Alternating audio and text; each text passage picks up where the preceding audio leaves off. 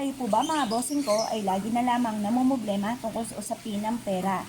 Ako po mga bossing ko ay may share sa inyo na isa sa mga pamamaraan upang sa ganon, instead na kayo ay namumblema tungkol sa usapin ng pera, ay mababago ang takbo ng ating pamumuhay.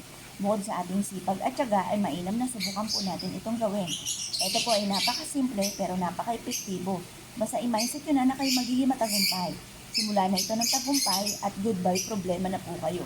Kulubog ka sa mga pagkakautang at laging kapag dumarating ang ating mga bayarin ay namumblema at sumasakit ang inyong pong ulo, ay mainam na subukan niyo po ito para mag-goodbye sa problema ka na mga bossing. Ngayon pa mga bossing, kailangan po lang natin ng asin at ganun din ang daon ng laurel.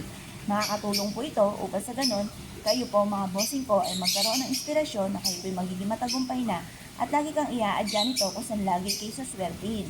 Ako po mga bossing ko dati-dati, ni pambili po ng bawang ay wala ako. Nag-o-over the bakod lang po ako sa mga nanay. At nanghihingi po ako ng mga pangrikado, maging mga kamatis at sibuyas.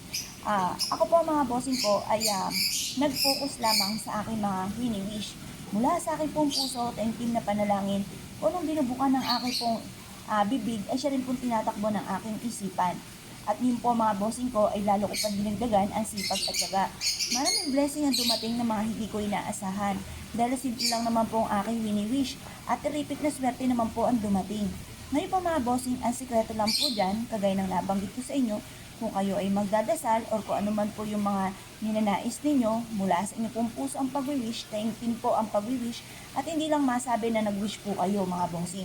Kasi madalas po, pansinin nyo, kapag po kayo ay nagdadasal at ito'y parang basta-basta lang ang inyong pagdadasal, hindi natutupad ang kahilingan. Pero pansinin niyo po, kapag mula sa puso ang pag-wish, mabilis nakakamta ng mga kahilingan. Ngayon po mga bossing, ang gawin niyo lamang, mag-wish nga po kayo na nakaharap ka sa may silangan. At pagkatapos, kunin niyo na ang inyong pong bag, ang inyong pong pitaka, or ilagay niyo po ito sa isang pouch. At ito po mga bossing ko ay mag-wish ka ng mula sa inyong pong puso. I-mindset nyo na simula na ito ng tagumpay po ninyo. Makakamit niyo po ang mga pangarap niyo at hindi laging ganito ang takbo ng inyong pong pamumuhay. Ganon ang lagi niyo pong ima-mindset at huwag niyo sasabihin na hindi ko kaya or huwag niyo tatanggapin kung ano man ang sitwasyon na paghihirap ang pinagdadaanan niyo sa ngayon. Ngayon po mga bossing, mas mainam na tayo po ay maging positibo kasi mas naging positibo, mas magaan ang daloy ng swerte.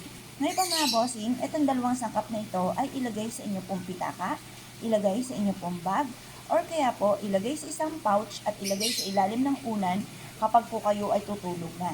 Ito po yung magkakaroon pa kayo ng mabisang proteksyon at instead na kamalasan ay puro swerte naman ang darating mga bossing. Kung naniniwala ka at nais po itong gawin, huwag na po ay magpatumpik-tumpik pa. Subukan niyo po ito at proven po ito na napakaswerte. Kaya ako po naniniwala at nais po itong gawin mga bossing ay siya. Good luck po sa inyo po lahat.